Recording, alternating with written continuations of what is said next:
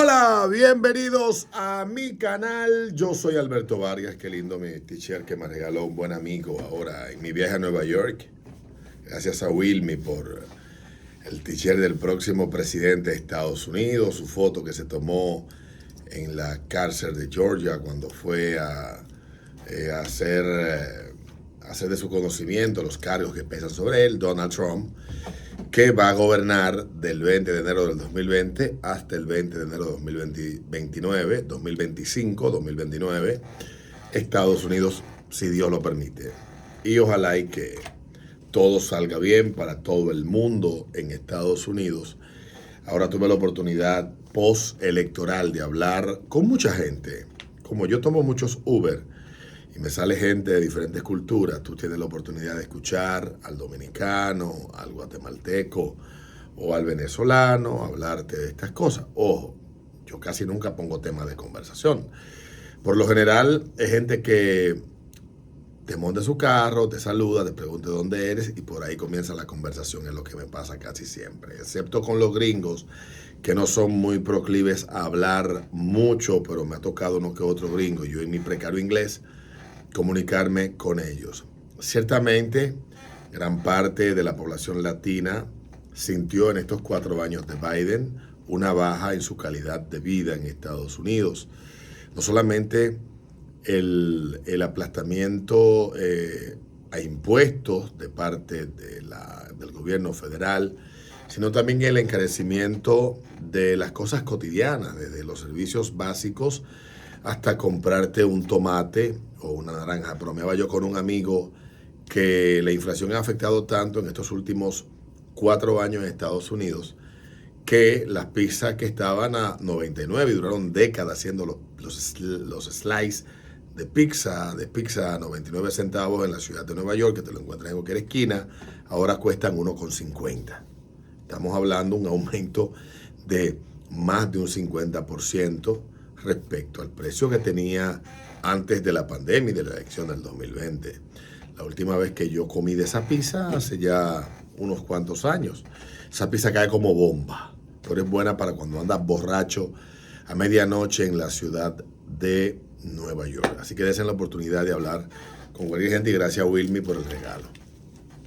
En lo que tuve por Estados Unidos, grabé un video respecto a la propuesta de el reglamento propuesto por Bolívar Valera. Para nadie es un secreto que tengo una relación de amistad y de afecto y de mucho cariño con Boli. Creo que antes de hacerse pública esta propuesta, debió haberla socializado y discutido con los representantes más influyentes y de más alcance de quienes buscaba regular. Yo creo en los códigos de autorregulación porque es la decisión de manera individual de las personas de someterse a un régimen acordado, a un compromiso colectivo con la búsqueda de un beneficio mayor. No estoy en contra de ello. Dije el otro día en mi video que soy completamente contrario a la censura. No importa si privada, la que se impone a través de la presión, a través del retiro de publicidad o de la llamada de los dueños de marcas por amenazando con quitar publicidad por cosas que tú puedas decir que le molesten a esta ola del Estado, que pueda ejercer de manera institucional o utilizando métodos similares a la que usa el sector privado para silenciar aquellas voces que le resultan molestas. Soy un convencido de que la censura no beneficia en ningún sentido a las sociedades, más bien todo lo contrario. En la medida en que hemos podido contar con la libertad de pensar y de expresar lo que pensamos y que hemos establecido los límites de manera clara dentro de la ley y en muchos países sin subjetividades, como pasa en República Dominicana, que tenemos leyes y reglamentos que están cargados de subjetividades que se aplican acorde al criterio de quien esté interpretando la ley en el momento. Decía eso en aquel momento, pero sí creo que uno tiene compromisos, valores e ideas que puede defender y estar de acuerdo con que algunas prácticas y algunas acciones pueden tener un efecto y lo tienen negativo en la colectividad. y más que en la colectividad, individualmente en las personas. Y que hacernos cargo de esto de manera responsable, porque la libertad no llega sin responsabilidad. Para ser libres tenemos que ser al mismo tiempo responsables. Y estoy en eso, sí estoy de acuerdo. Ahora, tomamos algún modelo de referencia, por ejemplo, los modelos de autorregulación que en una época hubo entre medios de comunicación y el sector privado en El Salvador, o los que hay en otros países como Perú y otras regiones del planeta donde estos códigos existen, pero son muy meticulosos en cuanto a los compromisos que allí se establecen y a las posibles sanciones que puedan haber. Yo creo que faltó un poco de eso, de buscar un poco de benchmarking, de ver quiénes tenían ya experiencia y copiar esas buenas prácticas, que no está mal el salir a buscar referencia y tratar de organizar un poco la casa. Con eso entiendo y estoy de acuerdo, pero creo que faltó más sociabilización. El fin de semana también nos enteramos, el domingo en la noche en Estados Unidos, que aquel que hablaba todo el tiempo que no one is above the law, o sea, nadie está por encima de la ley en Estados Unidos. Sí, hay gente que está por encima de la ley. Su hijo, hablamos de Joe Biden y de su hijo Hunter Biden, que ha estado envuelto en 1000 escándalos de todo tipo y que no hay duda de que es un delincuente consumado. Pero Biden, en la motivación que para justificar la decisión de darle un perdón presidencial del 2014 al 2024 por todo lo que pueda aparecer en el camino, un indulto preventivo de su hijo Biden, más que todo, pues deja claro de que sí, de que en Estados Unidos sí hay gente por encima de la ley, y por primera vez en la historia un presidente perdona a un hijo suyo de los potenciales delitos que este haya cometido. Biden tiene una historia problemática, blanqueada, lavada por los medios de comunicación, que han perdido y perdieron durante los últimos años la cabeza. Y escuchamos, como el caso del intelectual y podcaster americano, en una entrevista hace ya un tiempecito, Sam Harris, que decía que él pudo en el 2020 haberse descubierto que Biden tenía un cadáver en el baúl de su carro e igual habría votado por él. Yo hablé en aquel momento de eso. Esa es la irracionalidad cuando el odio a un adversario sobrepasa la objetividad. Y Estados Unidos indudablemente tiene en Biden a uno de sus peores presidentes. Así lo decía en una lista bastante interesante que hizo el historiador, periodista y comunicador americano Bill O'Reilly, que es uno de los que más ha estudiado presidentes en Estados Unidos y tiene un libro que habla sobre los peores y mejores presidentes, y en el top 5 está el señor Biden. Biden ha sido indudablemente no solamente un chiquero de corrupción, su gobierno, sino también ha hecho todo lo impensable y los medios se han portado como los chivos locos. Comenzando por la laptop del año 2020 y cómo las grandes tecnológicas silenciaron todo lo que se pudiera haber dicho respecto a esto, publicado por el New York Post, y todo lo que vino luego y que ha derivado en lo que nos encontramos hoy en día. La prensa perdió, se supone, la función que tiene de auditar y fiscalizar, es ser quienes escruten al poder político. Se convirtieron, antes lo eran, pero de manera más clara y descarada, no solamente en propagandistas de los demócratas y la izquierda americana, sino también solapadores de lo mal hecho. Y hoy, en la cara, le golpea el viejo decrépito con una decisión presidencial de perdón presidencial a su hijo, y anuncian su vocera que vendrán más. Entonces, yo creo que muchos comunicadores del patio de la República Dominicana y muchos americanos tendrán que estarse metiendo la lengua en el culo en este momento. Así como Biden ha hecho esto, es como la excusa para justificar o buscar justificar a futuro cualquier cosa que haga cuestionable Trump. Trump anunció a su nominado al FBI, a Matt Gaetz, lo hicieron volar los medios y están haciendo lo mismo con el señor Patel, que es el señalado por Trump para el FBI. Pero ¿cuál es el problema de Patel? Que él ha prometido ir con todo y contra todos desde el FBI y contra sobre todo el Estado profundo de Washington, si es confirmado. Y hay quienes plantean que esa confirmación es posible que se dé por parte de los senadores republicanos en Estados Unidos. Mientras tanto, los medios se despertaron con dolor de cabeza en el día de ayer, y muchos opinadores con la lengua metida, repito, entre el culo. Así como pretende el presidente de la República Dominicana que algunos en los medios y que los partidos de oposición se metan la lengua en el culo respecto a las acciones y las prácticas del gobierno. Ayer el presidente Abinader dio una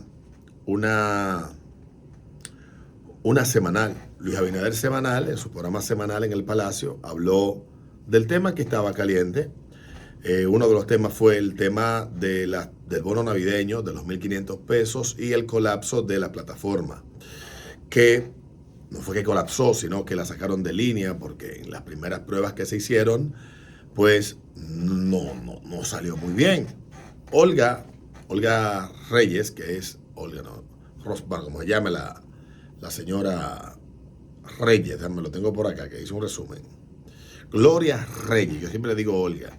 Gloria Reyes dio unas explicaciones ayer, dio unas explicaciones previo al día de ayer, y en las explicaciones de ayer decía que sobre las personalidades que aparecían habilitadas para recibir el bono, que el estar habilitado no significaba que vayas a recibir un bono. Entonces, ¿para qué hacen un sistema para checar si estás habilitado si no van a dar el bono? Me parece a mí un absurdo. Bueno recordar que en el año 2020, en medio de la pandemia, el gobierno daba unos créditos o un dinero que se podía consumir en supermercados del país, y la lista usted se chequeaba con su cédula en un sistema que le permitía saber si estaba habilitado o no. Quien desarrolló ese sistema es un economista dominicano muy joven, no llega a los 50 años, 40 años tal vez tampoco llega, debe tener 35, 36 años, pero es brillante. Y él escribe para un periódico nacional, es un muchacho muy talentoso, y desarrolló esto junto a varias instituciones durante el gobierno de Danilo. En la parte final, en medio de la pandemia, diseñaron un equipo de personas, una plataforma que fuera eliminando personas dependiendo si ya recibían ayuda. Eso lo recibían directamente a través de los planes sociales que estaban establecidos. Eso era fácil de establecer. Los que no estaban en los planes sociales, con unos criterios que ellos establecieron, y muchos que no cumplíamos con esos criterios fuimos eliminados y aparecíamos como no hábiles para recibir esto. Eso es fácil. Y allí en aquel momento no apareció nadie ni se dio ningún escándalo. Pareciera que en este gobierno piensan que son más inteligentes que el resto de la República, o que van a inventar la rueda, cuando ya esos inventos preexistían a su llegada al poder. La rueda, o el agua tibia, o un sistema para verificar si usted merece o no una dádiva del Estado. Pero el punto no es si el gobierno o no, sino que el presidente pretende que las personas que entendemos que eso primero es innecesario, el dispendiar 4.500 millones de pesos en dádivas navideñas es innecesario. También pretenden que la oposición no juegue con su rol. Y aquí está mal entendido el concepto oposición, y la mayoría de la gente utiliza el término oposición de manera peyorativa y con la significación contraria. Oposición, claro que sí, es oponerse, pero no es oponerse o ser una traba en el ejercicio de quien controla el poder, para nada. Ni mucho menos la oposición es alguien que esté en contra de que las cosas funcionen. Tampoco. Esa es la connotación negativa que se le ha dado al presidente, que se acostumbró a los primeros 4 años, primero a hacerle bullying a la oposición, amenazarlos de perseguidos judicialmente con el supuesto Ministerio Público Independiente, que ni es público, ni es ministerio, ni es independiente, de la República Dominicana. El presidente parece que se acostumbró mucho a esto y luego de que sometió a Villegas y Tuerquellega y mantuvo represada las reacciones de un PLD acobardado y acorralado que por mucho tiempo guardó silencio y se dejó aplastar cobardemente por el gobierno, pues parece que sacando la cabeza ahora con menos posibilidades el gobierno de acorralar o de acosar a quienes le contradigan, ha visto que muchas de las políticas o acciones que han puesto en ejecución hoy tienen críticas y tienen contrapuntos o que tienen referencias de cómo hacerlo mejor, que es básicamente la función de la oposición. La oposición básicamente presenta una visión distinta de algo que se está haciendo para que se haga de manera más eficaz, y es saludable que las sociedades y las democracias tengan oposiciones fuertes, que tengan oposiciones creíbles, que tengan miembros de la oposición que sean interlocutores válidos y que puedan llevar a consensos, porque primero ayuda a construir y a consolidar las posturas políticas de quienes por una visión ideológica están del otro lado, y a quienes gobiernan que pudieran estarse siendo conscientes de que por un sesgo ideológico propio y del mismo ejercicio del poder y las malditas focas alrededor de quienes toman las decisiones puedan estar tomando decisiones que a futuro perjudiquen a la sociedad, pero que también le perjudiquen y le traigan consecuencias a ellos. Indudablemente a futuro este programa de los bonos va a llevar gente presa. Va a haber gente presa por esto. Y deben de saber los quienes están detrás de todo esto, que habrá gente presa. Porque los que están hoy fuera del poder y quienes están hoy fraguando la posibilidad de poder estructurar un proyecto político ganador para el 2028, también tienen un cuaderno donde están anotando. Y lo he dicho antes, aquí hay gente en este gobierno, en el Ministerio Público y en el gobierno, en el Ejecutivo. Hay gente que el día que salgan del poder, la gente del PRM, van a tener que poner un avión de reversa en las Américas y en el Higüero, en donde le puedan permitir a ellos aterrizar un avión privado para mudarse el día antes de la llegada al poder, del ascenso al poder, de quienes sea que lleguen. Porque los que lleguen para llegar tendrán que contar con los mancillados y los maltratados y los explotados por este gobierno, por múltiples razones. Y ciertamente de las vainas que uno ve, que cuestiona y que no está muy del todo claro, está el tema de los bonos. Y lo dicho por Gloria en el día de ayer, más todos los escándalos que involucran la dependencia que está bajo su control, dejan mucho que desear. Y al parecer Gloria Reyes se piensa más inteligente que nosotros, o el presidente se considera que él tiene una versión distinta de lo que debe de ser una democracia y que hay que dejárselas pasar todas, y que entiende tal vez posiblemente que quienes son críticos del gobierno son oposición y quienes son oposición están invalidados de ejercer crítica hacia el Poder Ejecutivo y hacia el gobierno. Y esa es la función de los medios de comunicaciones y es la función de la oposición. Los medios exponen, son un contrapeso del poder. Algunos medios se consideran un poder en sí mismo y es una pretensión demasiado absurda, porque se supone que, aunque nos llamen el cuarto poder a los medios de comunicación y a la opinión pública, es no menos cierto es, y a la opinión publicada obviamente también, no menos cierto es que nuestra función no es abusar del poder que tenemos, sino fiscalizar, escrutar y exponer los excesos del poder, del público y del poder privado, que muchas veces coluden y se vuelven la misma vaina, pero en abusadores. Pero lo cierto es que el presidente parece ser que se acostumbró demasiado a esto, y ayer se quejaba de esta razón. También el tonito mordaz de Gloria respecto a la aparición de Leonel Fernández en la lista de los beneficiarios del bono y de que está desempleado. Yo creo que Gloria no ha reflexionado que ella tiene ya una semana que no pega una, que está como la media, que solamente abre la boca para meter la pata, y hace que algunos nos preguntemos y nos dé curiosidad de estudiar qué puede haber en el cerebro de esta joven dama que tiene una gran responsabilidad, porque ha metido la pata de manera absurda en varias ocasiones y uno se pregunta de si el gobierno entiende que hay que dejárselas pasar todas o que todo lo que hace es correcto. Y más aún cuando el gobierno hace anuncios como el del presidente el domingo, como cabeza del Ejecutivo, de que tiene una pretensión de acabar con el hambre en 2028. No va a pasar.